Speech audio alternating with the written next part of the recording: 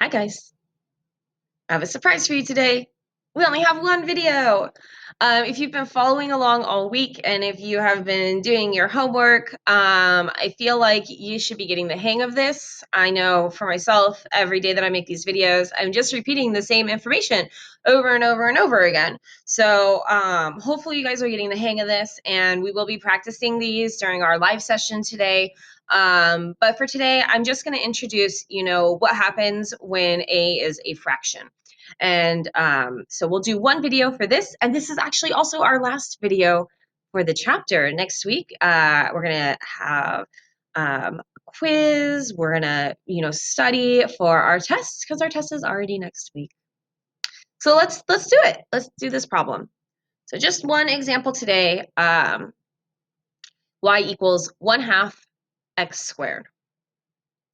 As we've done in the past, I'm going to go ahead and identify my A, B, and C. In this problem, I only have my letter A, which is 1/2. My B and C are missing, so those will be zeros. My A is positive, so this is opening up and has a minima. I believe we talked about this yesterday. When B is 0, your axis of symmetry is going to be x equals 0. And then for my vertex on this one also, because I'm going to plug a 0 into the original problem. And the original problem was not that fancy, right? So that's just going to also turn into a 0.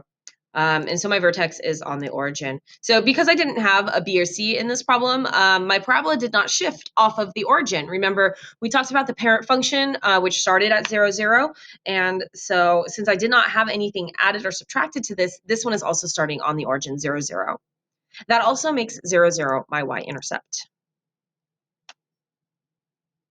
All right, here's what we've been waiting for. We've been waiting to see, what does that do to the graph? Like, how does that change the parabola?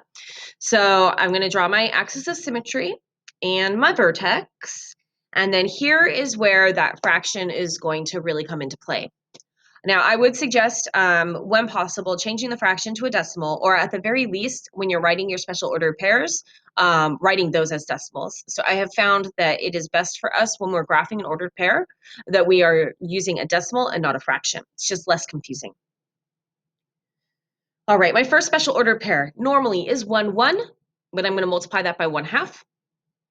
So that will be changing to 1, comma 1/2, or I think it's better to write 0.5, 0.5, 1, comma 0.5. That means I'm going to go over 1, and I'm going to go up half of a box. So I'm going to be halfway between two boxes. And don't forget to reflect. Okay, next. My next special order pair usually is 2, 4, but 4 times 1/2 is going to change into a 2. So my next special order pair has changed to 2, 2. So starting back on the vertex, I'm going to go over 2 and up 2. Notice it's not as high as we normally go, right? Normally we go over 2 and up 4. So we're going up a shorter amount.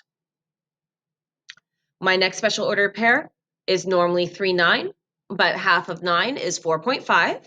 Again, write it as a decimal when it's an ordered pair. It's less confusing on where to graph it. So 4.5.